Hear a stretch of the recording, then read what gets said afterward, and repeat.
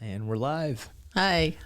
All right, Della. I'm looking forward to just interviewing you. You're one of our faithful staff members. You've been with me probably, I think now you've been with me the longest. And man, it's been a journey. It's been a lot of moving, a lot of expansion, especially with kids and food. And you've walked with us through all of it. And when I think of the holidays, I think of food and I think of family. But I know there's a lot of people that have the opposite thought of, man, there's lack and I don't have family and I don't know what I'm going to do around the holidays. And so I thought, let's bring Della in and let's share a little bit about the food bank and what we're doing and how that helps people with the holidays. But more than that, I thought, what a great time for people to get to know you and your story. I think there's a misconception for a lot of people that if you're on staff or you work at a ministry, that life's just been easy and everything's just put together. And you look at you now and you'd think that because you are really presentable. You have an amazing ability to pray with people. You're an amazing leader. But not everybody's going to know who Della was. What got me to that point? Yeah, when she was a young girl. And so I think the first question I have for you, Della, is if I'm in high school and you're in high school and I run into you in the hallway, who am I meeting? Who is Della? Well, Della wasn't in high school. Della was a mother of 3 by the time she was 17. All right, so let's back it up then. So I'm running into Della in 6th grade in elementary school. Who's Della and how do you get from where are you at in 6th grade and what leads up to you having 3 children by the time you're 17? When I was in 6th grade, I was the middle child of 7. My mom, single parent, raised us. She did miracles with food. I went with her to a food bank when I was 5 or 6, and it was snowing really bad outside. We had to walk there, and the lady was so mean to her, it made my mom have tears in her eyes. And I remember thinking, one day I'm going to give people food, and I'm going to be nice. And middle child, I think you just kind of, you're not the baby, you're not the oldest, so you find your own way. I did a lot of babysitting in 6th grade. Wasn't really popular or anything. I had really no identity other than babysitting. I was a really good babysitter. You're in 6th grade, yeah. Go figure. So what happens between 6th grade and high school? At 14, on my 14th birthday, my sister was newly married, and I got to have a slumber party. So I had 3 friends come to her house, and I did not know she had already been in great domestic violence. And he had invited his brother that was 17, almost 18. And I still had Barbie dolls. I didn't play with them, but I still hadn't given them away. And all of a sudden I was popular. The 3 girls that came, they were jealous that he was paying attention to me, and I was clueless. And my other sister had been dating their brother as well, so he was interested in me, but I was still, I had no clue. I never really was interested in boys or anything, but I liked the attention I was getting. And that, unfortunately, led to him pursuing me. He showed up at school in a convertible, and then suddenly I had friends I never knew I had. And it felt good to be popular or to be in that position. And then when he pursued me to want to have sex, I was like, no. But then he just totally dropped me. So around Christmas time, he invited me to his family's. My 2 sisters were already going to be there, and they had a mom and a dad. And Mr. Blocker was a gentle alcoholic, but very loving. And I wanted that. I didn't know how bad I wanted that until I was there. And at that point, I was willing to do what ended up being my first husband at 15. I got pregnant within a month after that first Christmas. And I had my first son I turned 15 in that following October, had my first son in January. 10 and a half months later, in December, the end of December, I had my second son. But through that, the domestic violence had already started. My second son came into this world literally as I was being beaten so much on the floor because I had the audacity to tell him to come take me to the hospital.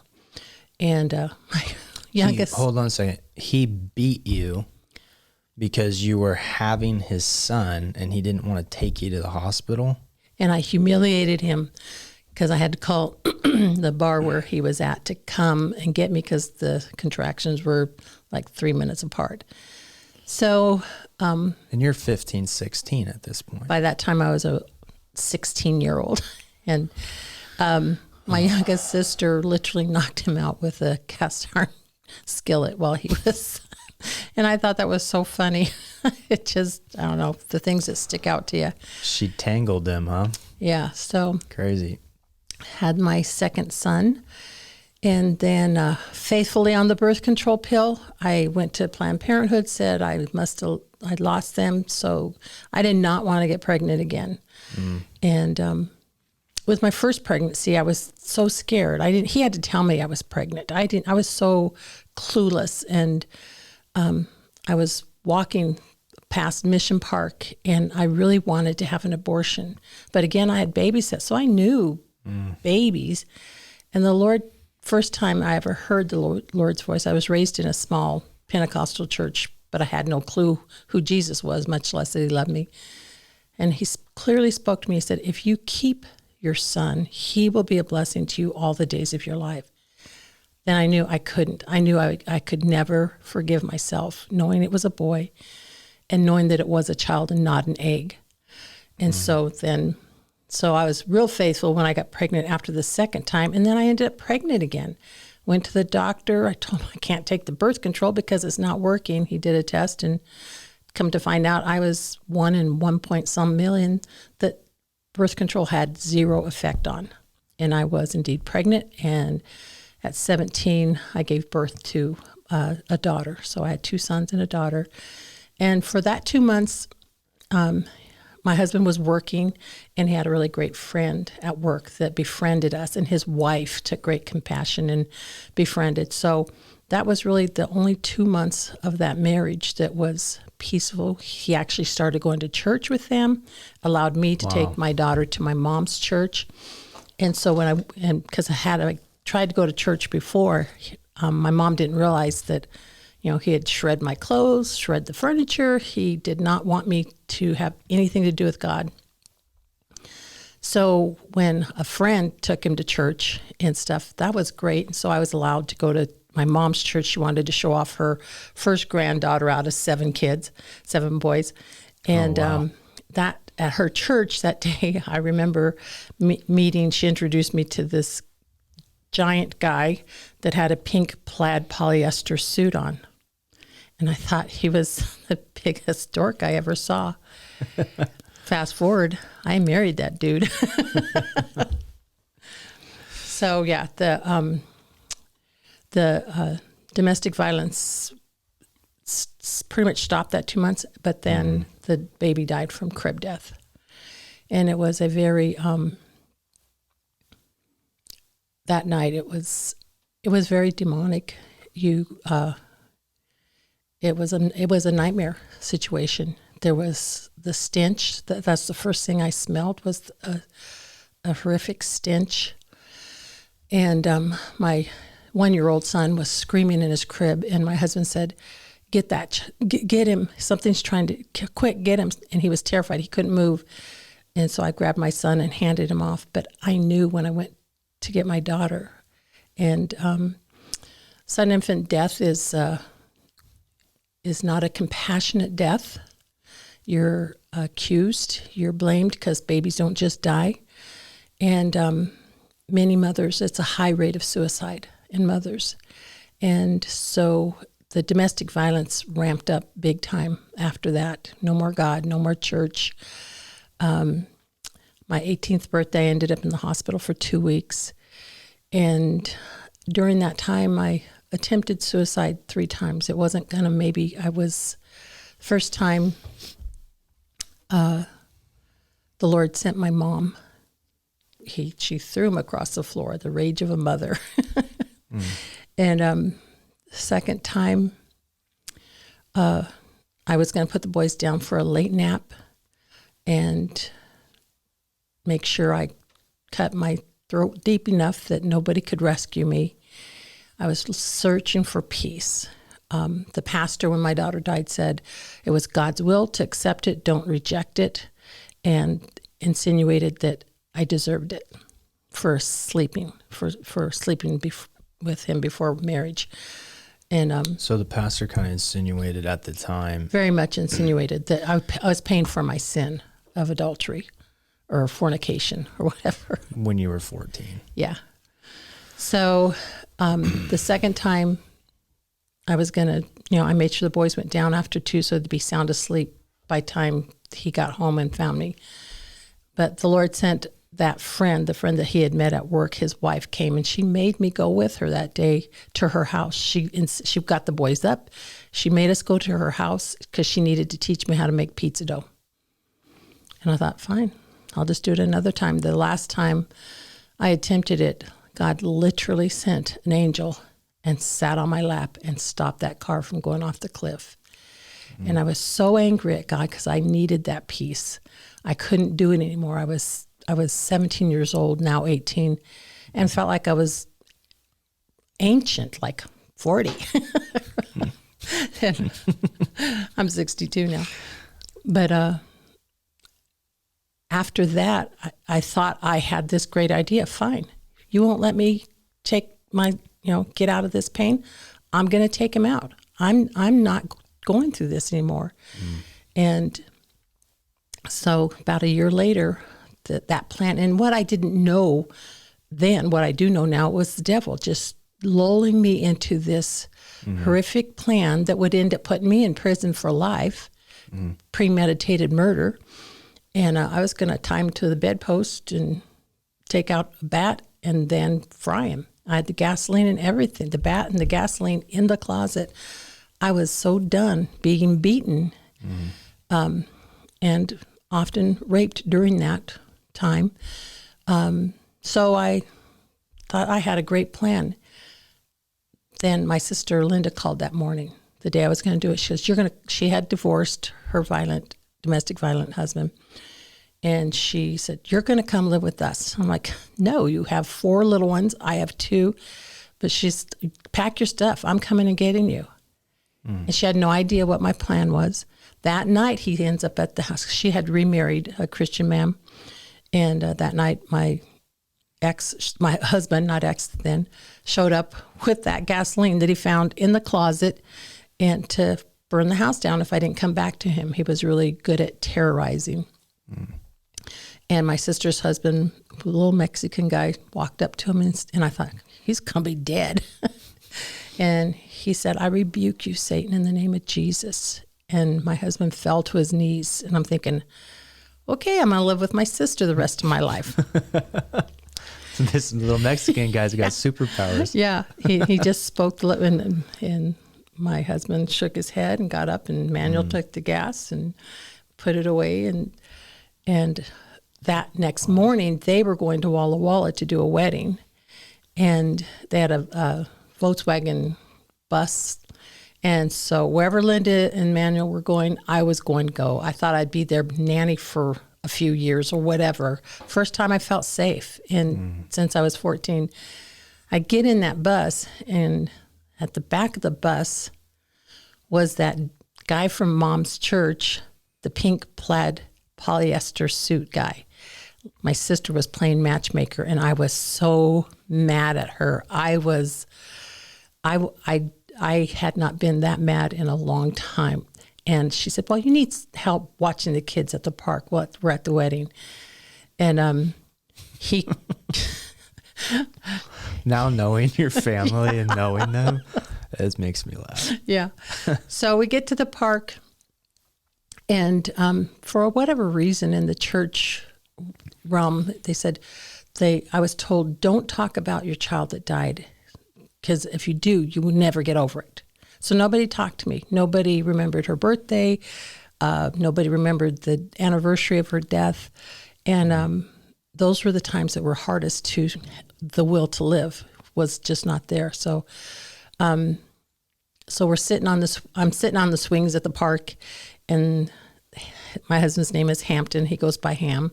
So this guy named Ham comes and sits by me, and he's 7 years older than me. And I was like, oh, don't come sit by me. Don't sit. And he sits by me. He says, first thing he said to me is, how have you been since your baby died? I've prayed for you off and on. And it shocked me. I didn't know, I didn't even know how to answer him. For the first time in over 4 years, somebody actually asked me. And that night we got back to my mom's house, because I ended up going back to my mom's house. And my mom took my wedding ring off and flushed it down the toilet. My sister did the do-it-yourself divorce book. And by that Monday it was filed, and the judge did a restraining order. And next thing I know, a few months later, I was divorced and married to the pink plaid polyester suit guy that I threw away the first thing when I married him. But I was not... You chucked the shirt? Suit. The suit. It was a full-on polyester pink plaid suit. Maybe you should get him that for the next gala. Yeah. So I just... I didn't believe in love. I believed in commitment. He was a good man. He was good to my sons. And I truly didn't believe in love. My husband's family would say, I love you. Now, his parents weren't violent at all. So I don't know where that came from, but when you hear I love you, and then, you have a black eye for a week, and, just different things. So I told my husband, Ham, I said, I will make a commitment to you, but I don't believe in love. I don't believe in the word love. I believe in show me, don't tell me. And so, but 6 months later, I realized I had fallen in love with him. And I was so excited. I couldn't wait to tell him. He was happy to hear that. I bet. So. That's crazy, man. We kind of talked a little bit about it, but one of the things that I notice of running HRC is that within our staff, because we have over 20 staff now, it seems like when somebody's going through a hard time and they need prayer, you're the one that most of our team go to. And can you explain to me how you learned how to pray and how to stand on the word? Because there's been a few times in your life where you've had to, like people have given you reports that a kid was going to die or something was, and you've just said, nope, this is what the word says. And you stood on it and you had incredible faith. And there's been times in our staff meetings where we just are coming up against something difficult, and you're like, no, this is the promise of the Lord. This is what he told us. And you kind of help pray through that. Where did you learn that? Where did you learn how to pray? Because, to somebody from the outside looking in and just hearing your story and you not even really knowing God at 14 and then just going into basically hell on earth. I'm just curious to figure out where you learned that. When I first started going back to church after my daughter died and I was safe to go to church, I had told God for that 4 years that after my daughter died and the day before I buried her, I went to Mom's church and I went to the altar and everyone's like, oh, she's giving her heart to the Lord. I'm thinking, no, I'm going to let God have it. I told him I hated him, that I would never serve him, and that his punishment was cruel and unfair. And I walked out the door, but a sweet lady that was always kind to me put her hand on my shoulder and she says, "Sweetheart, I'll take care of her for you." Oh, and I told God that he was going to carry her in heaven because I didn't know anybody. Since he was so mighty and thought he could just kill her, he was going to now hold her until I knew somebody there.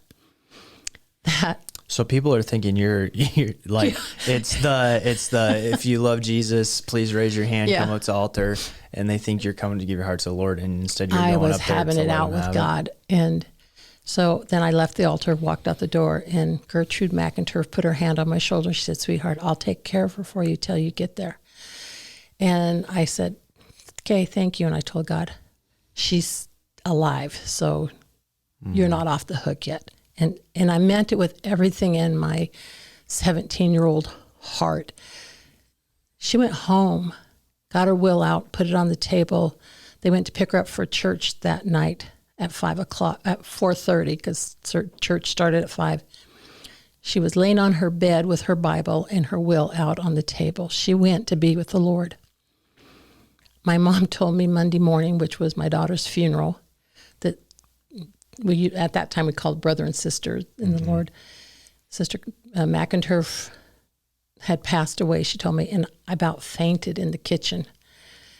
And I didn't pass out, but I'm sitting on the floor and I said, "Fine, you can hand her to her. I trust her, but I'm still mad at you." And Mom's like, "What?" It's like, she didn't know my talk with God. So fast forward to, I marry Ham.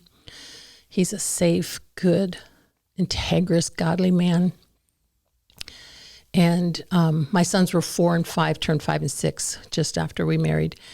And a few months later, we ended up with a 14-year-old foster daughter that we didn't anticipate. And and we lived at my mom's because Ham was going to school. And my son David really started acting out a lot in 3rd grade, and I didn't know what caused it. And my son Mitch started gaining a lot of weight, and I didn't plug into it. I didn't know what I didn't know until my youngest son was 27 and in prison, and had been in prison most of his adult life, was at one point wanted by the FBI, to the point that I told them where to find him because I didn't want. He ended up being a very wanted drug dealer, very angry, grew up to be 6'8". My oldest son, during that season, had gotten Crohn's disease to the point that he needed chemo to shrink the swelling. And at that point, it was every week. He was getting chemo every week and was in the hospital. And I did not know that the drummer / Royal Ranger leader on Wednesday nights had raped both of my sons. And I got both my sons permission to share for the first time. So it hit me a little hard this morning when I had to get their permission. But they were both fine with it. They both want it to be known that it happens, especially in the church. And that came with years of forgiveness and forgiving myself and them forgiving me. My one son didn't speak to me for over a year, but he got worse and worse. And so basically, when my oldest son was diagnosed with Crohn's, I was told by the doctor, "He's going to die.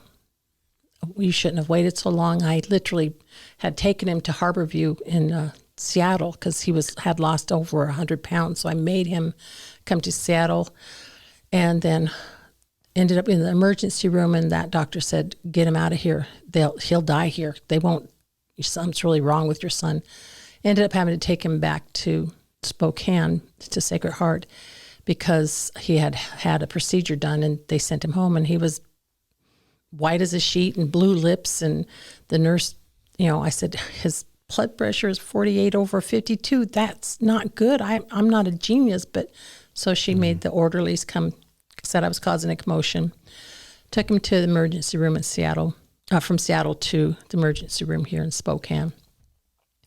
They worked on him for 2 hours, and the doctor came in and said, "You need to call the family. Your son's dying. You waited too long." And I told him, "My son's not dying. I have a promise from the Lord And that was when I was 14.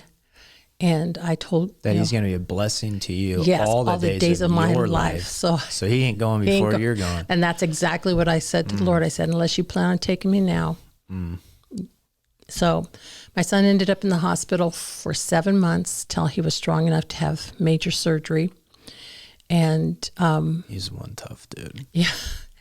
And so during that 7 months is when my other son, David, was in prison, and a chaplain said, your mother doesn't know. And he grabbed the chaplain by the neck and put him up against the wall and said, don't talk about my mother. He said, you can kill me, but I'm telling you, the Lord said to tell you, your mother does not know what happened to you as a child. Come and talk to me. So David went and talked to the chaplain, called me weeping, and told me what this person had done to him.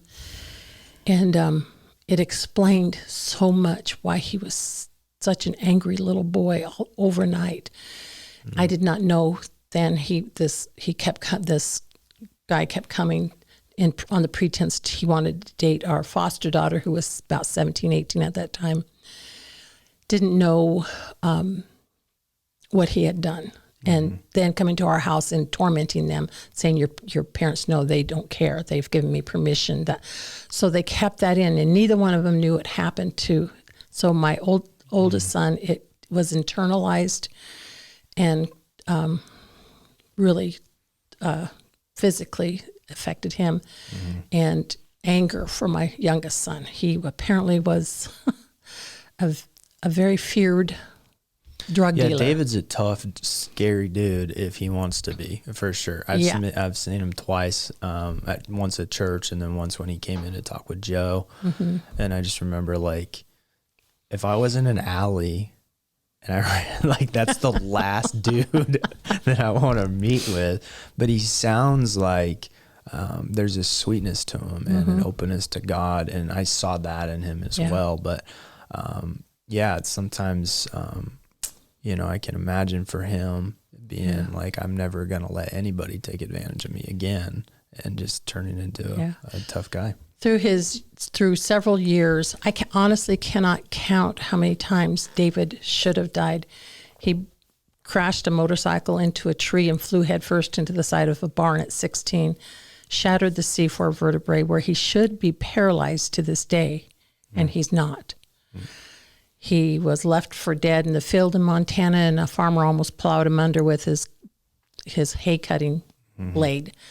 Was unconscious. He was dropped off at a hospital, shot his thumb off.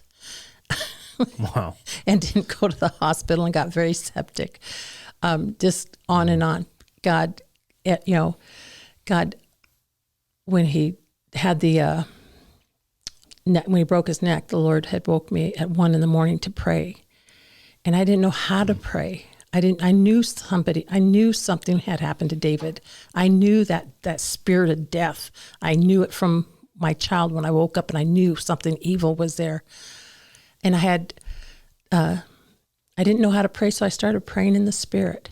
I didn't know the power and the authority I had to pray in the Spirit.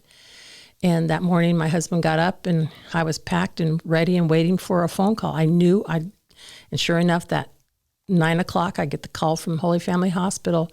We were able to talk to your son. He gave us this number. And so I was ready to go. And pretty much I cut my teeth learning how to pray and trust God for my youngest son's life and all the times. And 3 different times he was caught because I told the police where to find him. Because I told one time, he says, so the funniest one, he'll say he laughs about it still to this day in prison. His brother was in the hospital, and David did something really stupid. Didn't know that I was told his brother was going to die. I told the doctor to speak life only over Mitch.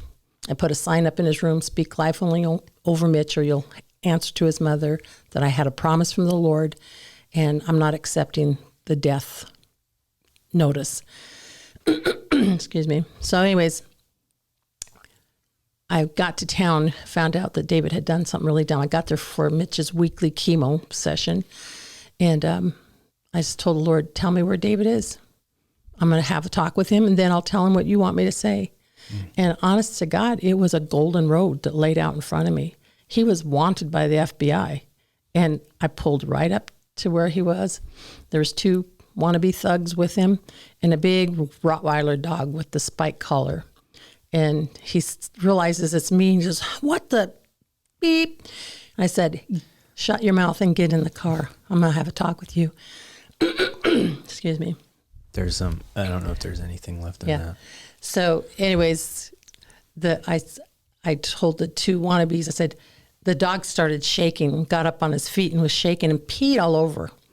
And one of the guys said, blankety blank, even the dog's afraid of her. I said, the dog's smarter than you guys. He knows that David's not going to be a drug dealer. He's going to be serving the Lord. And you 2 are going to get caught with him, because I pray he gets caught. And the dog knocks one of the guys over on the stair, trying to get in the house. And the other guys are trying to knock each other over to get away from me. And so David gets in the car and he slams the door. And I thought the window would break. So I told him, you sit there and you listen, or I'm going to lay hands on you and slay you in the spirit. And if anybody doesn't know what that is, ask God and he'll show you. But David just put his hands on his lap. Okay, Mom, don't do that. But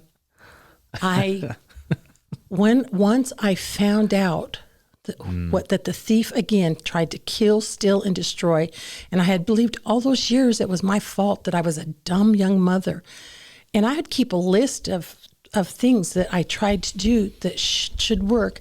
I went to counseling to a child therapist and showed him the list, all the things. He goes, "This is great stuff. I have 3 boys. Can I keep this list?" I'm thinking, well, yeah, that's why I'm here, to make you happy. I came to you for answers. Keep this stupid list. It didn't work. He said, no, you need to talk to my brother, to my father-in-law. He knows things in the spirit that I don't know. So I went to speak with this he was an associate pastor, and he said, your son has a secret that he has to reveal to you. And so when I started praying in the spirit over my son David, and then the diagnosis with my son Mitch. So just for the viewers, Mitch is your oldest son. Mitch is my oldest by 10 and a half months. And he's the one that when he internally was going through Crohn's disease. Yes. And then David's your second son. Yes, and he spent most of his adult life and currently is still in prison. Okay. Had a 14-year sentence reduced to 4 years recently, so he'll be out in January. At the time that David told me, and the revelation of knowing all those painful years and really blaming myself for being a dumb young mom, I actively searched for the predator. I didn't kind of have it in my heart. I was going to kill him. I was going to take his eyes out. That's my biggest thing was I had so much hate. I wanted to gouge his eyes out first, so in case I couldn't take him out before anybody pulled me off. And I was going to church. I was doing Sunday school. But I had a plan and I didn't care. I was just so done. But 3 months, every week driving from Seattle to Spokane for my son Mitch's chemo. At the end of it, and made sure he was okay. Because at the time you guys were living in Seattle. Yes. And you were coming over here. For Mitch's weekly chemo. Yeah. So I'd tell my sister that I was staying at Mom's. I'd tell my mom I was staying at my sister's because Ham was still working in Seattle, had to work. And I was actively searching for him. And within 3 months of actively every weekend searching for him, my bones got just so painful. And I was at home taking a bath, soaking in a hot tub. And I hated taking baths because grew up with 5 sisters.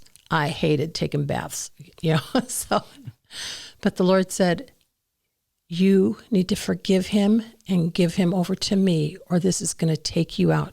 You will die and not see the promises I've given you for your sons.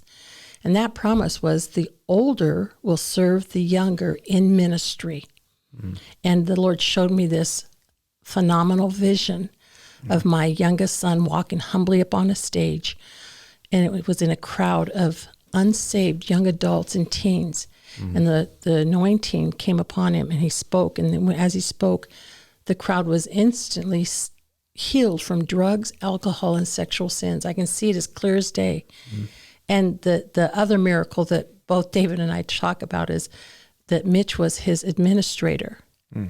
And that's not Mitch's current apparent, he's a fixer-upper. He does, he invents things. He's a hard worker. He tries to do stuff he's just big, kind heart. Yeah.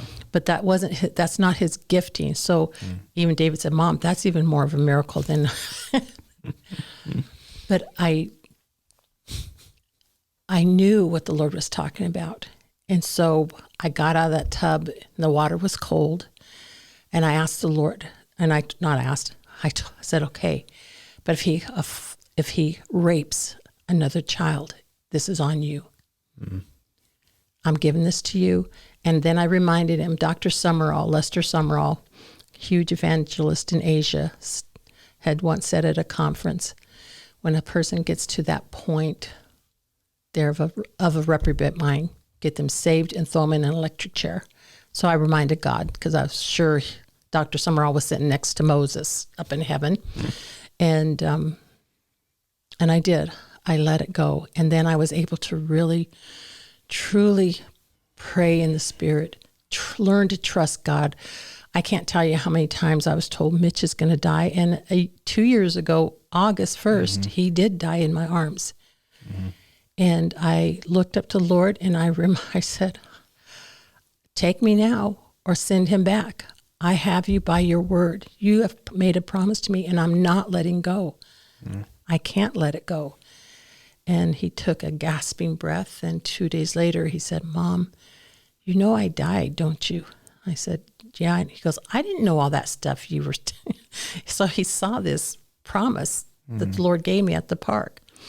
And letting go of that anger, the spirit of murder, and allowing the Lord to fill that in me, and holding on to promises no matter what it looks like, no matter what it feels like. My worst time was I knew something was wrong with my husband. He wasn't acting like himself, and I was told, my son was in the hospital for 7 months getting chemo every week, and constantly being told, he's really weak, he's lethargic. And then my son David had just was sent back to prison. I went to a pastor in Olympia for prayer, a woman pastor, and she was so depressed. I didn't know how depressed. I ended up ministering to her, but she ended up taking her life 2 months later. But so that day coming back, I had the 3 that I loved the most in the world. And then my husband ended up soon after that having a major stroke. So when I laid my son's offender down, I really laid everything down. And I knew from that point on, I was going to trust God with all my heart. But coming back from that visit with the pastor's wife and just weeping before the Lord, I had nothing left me. And in the back seat, first before I heard his voice, the stench of Satan himself that was present that night my daughter died. And again, he had the audacity, and he said, you still gonna serve God after all of this? And it woke me up in the spirit. My spirit man stood at attention. And my response was, that's the greatest answer you could have question you could have ever asked me. From this day on, I will serve the Lord my God with all my heart, with all my soul, and I will dare to trust and believe that he's a mighty God and nothing's impossible. So he overplayed his hand, because that was the best question I could have ever had. Because that was like a big moment for you when you realized all the things that are going on with Ham having a stroke, David in prison, Mitch almost dying and dying. Like, it was just the moment when you realized, okay, this isn't because of me. This isn't me getting punished. It's a spiritual battle. This is the devil literally trying to kill, steal, and destroy my family. And so now you get to use that tenacity and that fighter. Yeah. And putting on the armor of God became real to me. And fight the thing that's actually trying to kill your family, and not have to feel like it's your fault or it's you. And now I could speak the word over the attacks, because that's part of the power of God's armor is his word. And so that became my life. Game on. Yeah, exactly. So that makes so much sense to me, and why you pray with tenacity, why you hold on to promises, why when I'm in my office and you can sense probably more than most of the staff, because I'll try to put a mask on, like things are going great, or I want to be strong for our team, but I really just maybe got some bad news, or I'm feeling the heaviness of running an organization, and you come in and you're like, listen, he promised us this, he promised us that, it's going to work out. It makes more sense to me knowing, the story. And I think, there's going to be listeners that have had family members that are ill health, that probably have family members that are in prison. And it's like, what do you do? Do you, if especially if they're feeling like they're being punished or something they did wrong, I think it's freeing to realize, like, no, God doesn't do this.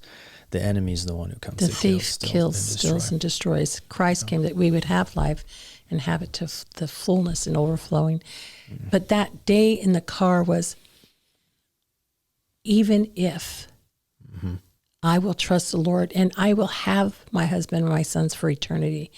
And praise God, in this season, I am seeing big turnarounds. My husband is whole again from the major stroke, walking and talking. And we lost everything, but we moved to Spokane, but we got to be with my granddaughter. We got to be with who's really angry at her dad in prison. We didn't know we would have a Logan grandson. My son Mitch has a son that God gave him to make him have a will to live. Yeah, Logan's great. He's so good. The little kid jumps out and scares me sometimes just for jokes. It works. He's such a good little guy. So, Del, that brings me to, okay, so you're in Seattle when most of this is happening.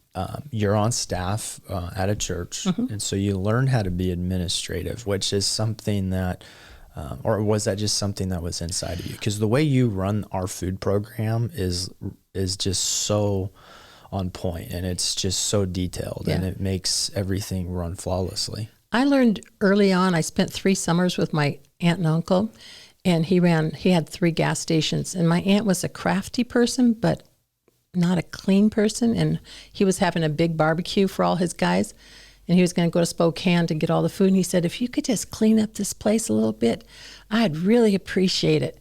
Well, I'd cleaned his 2 bathrooms at the Texaco gas station. He gave me $100, so game on. You're better like, than he's babysitting. Pay me good. But I loved him, and I wanted to make him happy. And they left their son. We called him Mean Gene. I was the only one who got along with him. So they left their son with me, and Mean Gene had to work. He was tired by the time Mom and Dad got home. So I cleaned the house really good. I didn't know where to put everything, so I put it in their bedroom. And it literally was as high as I could stack it, and they couldn't get in their bedroom that night. He couldn't figure out where everything was, but he was happy, and I made him happy by cleaning and organizing kitchen and everything. And that's what got me. I found out I had a gift and I can make people happy, and I've cleaned for hoarders and stuff. But when I started working in the children's area, the church in Seattle, my job was to coordinate all the props and whatever the teachers needed for 2,000 kids or whatever. That was my job, to be organized and to remember birthdays and to schedule. And so For 2,000 kids. well, for the not so much for the kids, for the teachers and the stuff like that. So and 'Cause I've been to the church that for the motorcycle ministry. Yeah. I've been to that church. It's massive. it's massive. Yeah. So I learned early on that I had a gift, but I didn't appreciate it until then. And that I worked with the children's pastor, and she very much valued my gift. And it wasn't about the money. It was about realizing this is a gift. And no, I'm not a singer. I'm not this or that. But I realized it was a valuable gift. And so when we moved here when we had to, at that time, I left the children's ministry because the Lord called me to be a chaplain at the smelliest nursing home.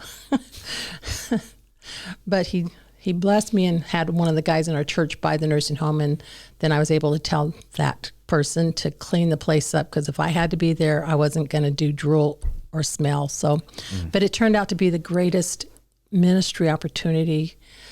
9 years I was there, and I had the privilege of really ministering to so many families and to residents. And it was hard to leave, because after my husband had the stroke, we had to move to Spokane. We lost everything.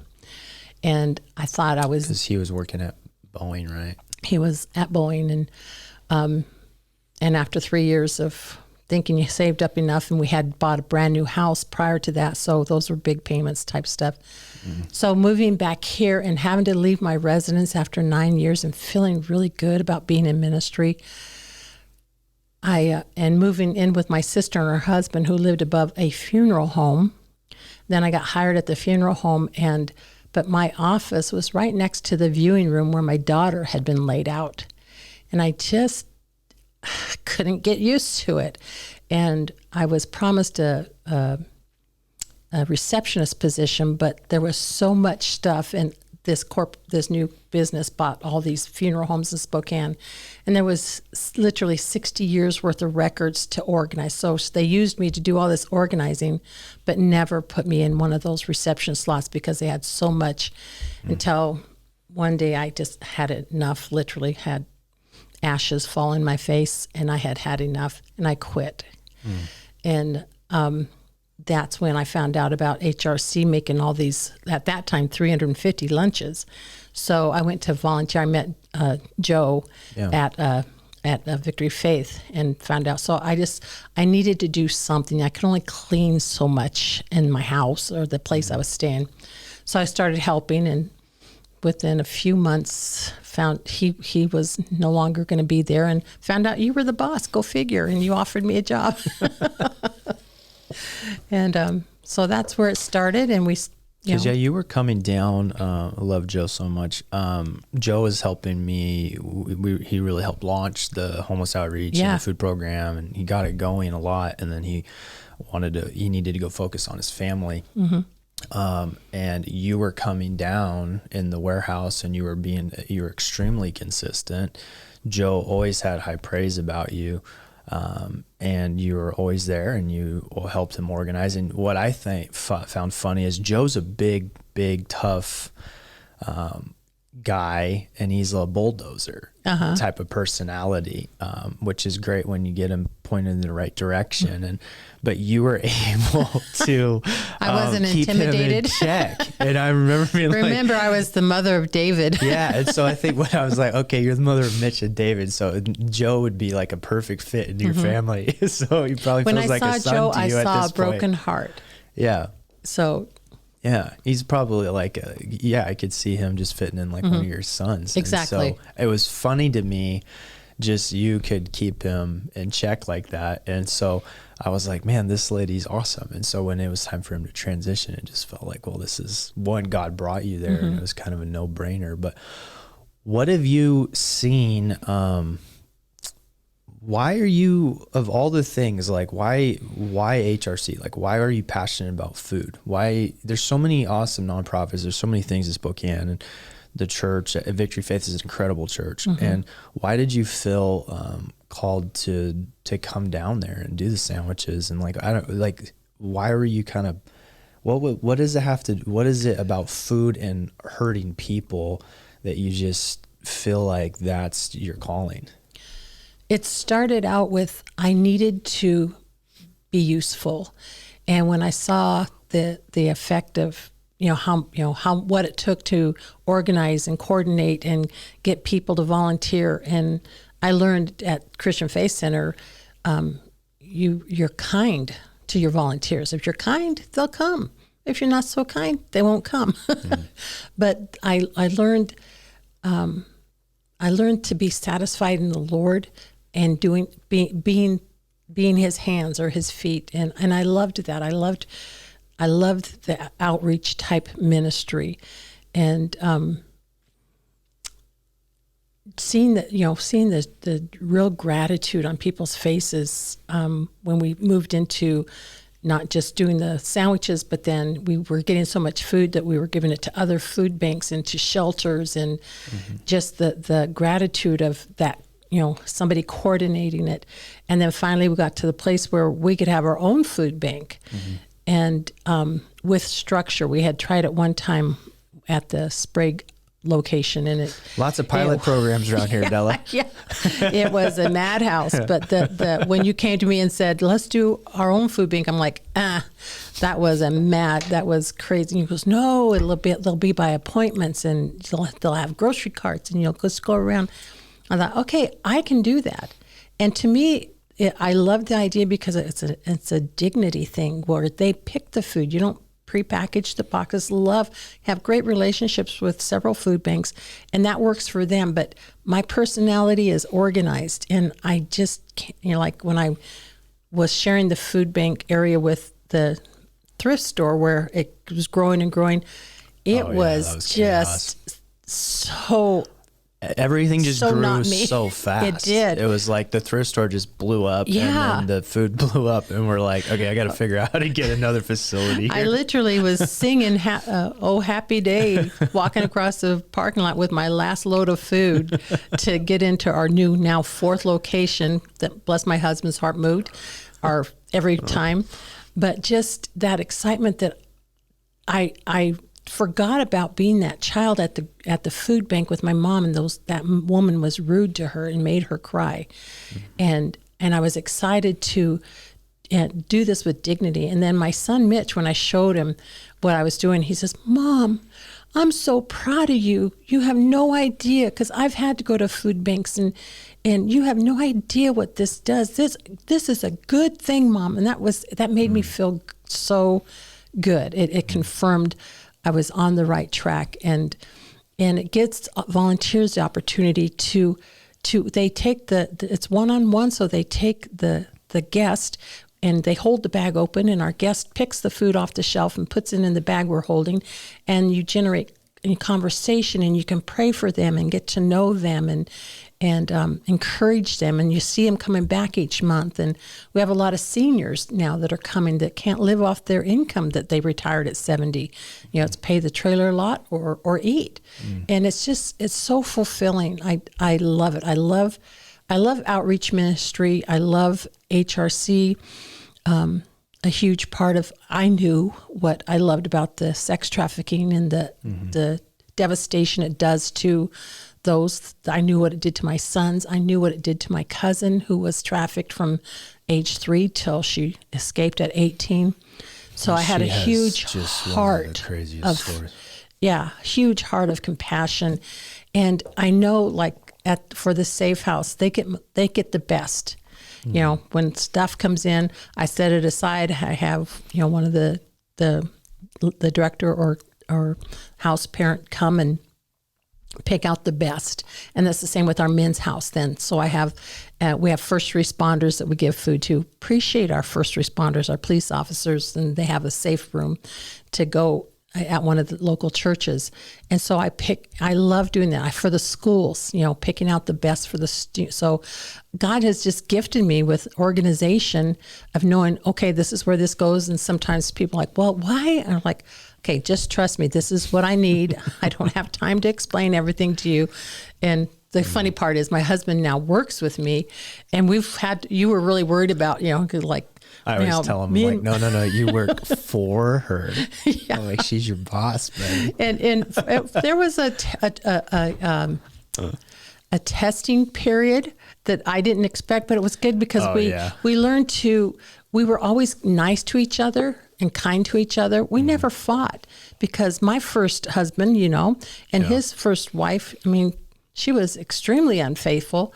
So we cherished each other, but we found ourselves working side by side, going home together, coming. And so we had to, but it was a good testing. It was a good stretching. It was, valuing.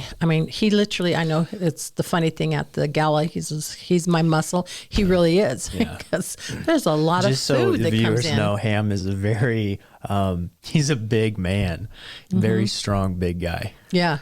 Who lifts hundreds of pounds of food, if not thousands. Yeah. 3 to 4 days a week. How tall is he? He's 6'5". Yeah, he's a big boy. But he's not like 6'5" skinny. He's like 6'5". Well, he has lost 30 pounds since he is losing weight. He looks great. Yeah. But he's just a big dude. Yeah. And so, and my sons adore him. They love their dad. I had the privilege of leading my son's father to the Lord on his deathbed. There was that same time when my son Mitch was in the hospital and he died in my arms. His dad was down the hall. So the guy that beat you up, abused you, blackened your eye, made you go through hell from 14 to 19. God uses you to lead him to the Lord on his deathbed. Yep. With his siblings and his daughter that he had after we divorced. Yep. It was a victory. It was a great victory. I told him, I said, I have to be honest with you. I'm a little jealous you're going to see Michelle before me.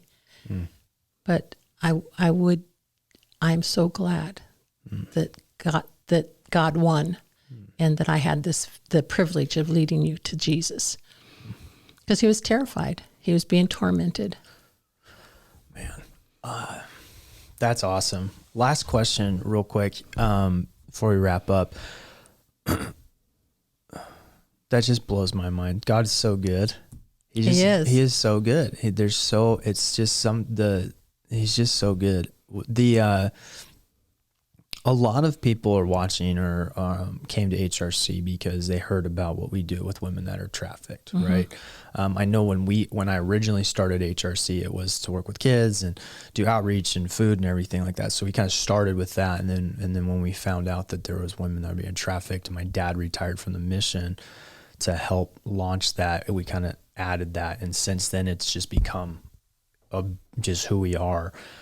But I think for people that are looking, sometimes they don't understand why we have a food bank or why we do food distribution in the schools, or why, because how does food and how does what we're doing with the food even, how does it help us with our mission of helping women that are trafficked? Does that make sense? Like, I think some people think they're separate, and I don't think they really understand the asset of the food program and feeding people and what that's been to us in helping women that have come out of trafficking, and even in just building relationships with the schools and building relationships with that age group that is trafficked, right? I feel like if we didn't have the food, there wouldn't be as many open doors that we have with some of the places. Like, could you speak to that a little bit?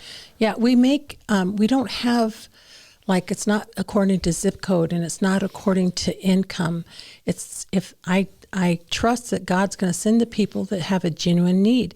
And so many times, you have to choose to pay a bill over buying food, and then it's hard to get in, or it's just all, God has blessed us and ends up giving us a variety of food. And if you're hungry, you can't really do anything. If you're hungry and going to school, this way, getting stuff in the schools, we have now, we give a lot of snacks out now, the quick bite to eats, because Second Harvest and Northwest Harvest is great about getting the canned foods now to the schools, stuff like that.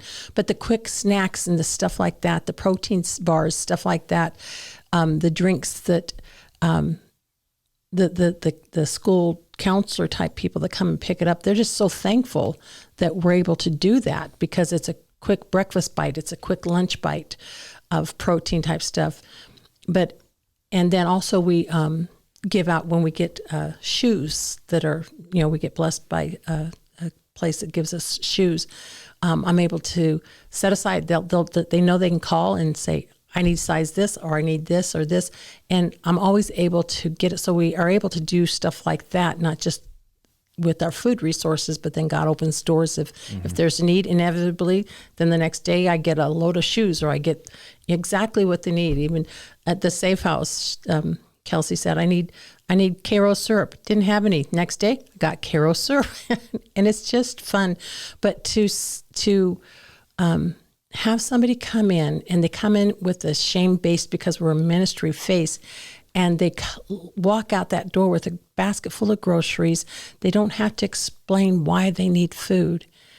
And it's often, you can tell that, they've had a past, or they're still in that past, but they can walk out with food.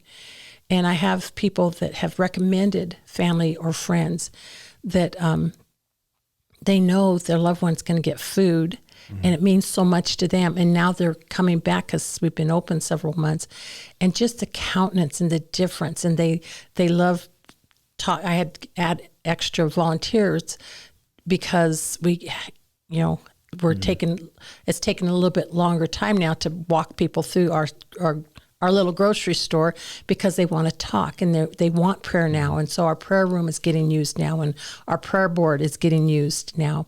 And we're seeing changes in people's lives, and it's because we're giving food, and they're able to give good food to their kids. And so it's very rewarding. That's awesome. And I think I just want to say too, like if you have a heart for trafficking and you're like, I don't know why you're doing that, why you're doing food, I think I want everybody to understand, like, most of the kids that are being trafficked come from homes that are food insecure. And so for us to be in the community, and for us to be engaging with the schools, and engaging with the police department, and food has just been a resource for us to be able to have relationship with the whole city and with other ministries that work with the same population. And so we've actually had a lot of referrals and a lot of women. I remember even when we first got going, just because we were out on the street, because you were putting the sandwiches together, and because we were down there, there was multiple women that came to our house because we found them on the street. And I think, I think that's why for us, I think the more that I get into this, I just realize how trafficking isn't like its own separate thing. It's like all involved. Yeah. And I think for us as a ministry, just to reach communities of hurting people,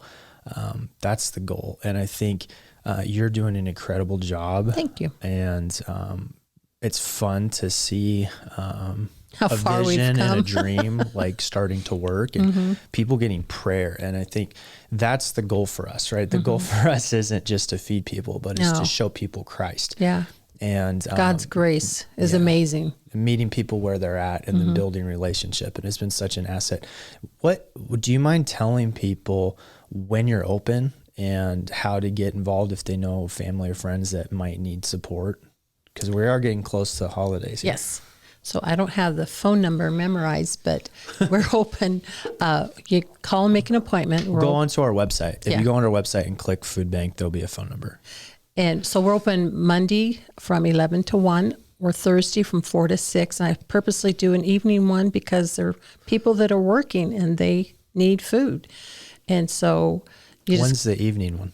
From 4 p.m. to 6 p.m. Okay. And so you just call and make an appointment, and it's one time, but you walk out with a grocery cart full of food for once a month. And we really believe for a variety of food. And every week I'm amazed. Like last week I was totally out of meat, and this week I got a bunch of meat. So it's just exciting to see how God just provides. I was looking at the numbers.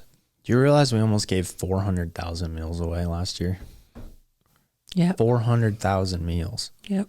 That's a lot of lives impacted. That's a lot of lives. So that wouldn't be possible, everybody, without Della. So I want everybody to get to see her, hear her story.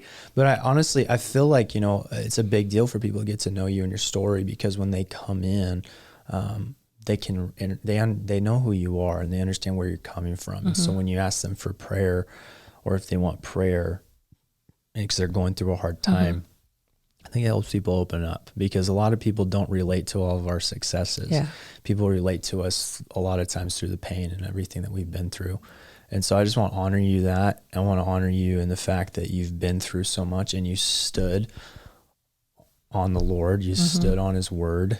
And I need now you know, today was a big day. I mean, look, your kids finally said, like, okay, Mom, I think we're good to share this. Like, those are testimonies. Those are big deals. And so thank you so much. And yeah, I love you.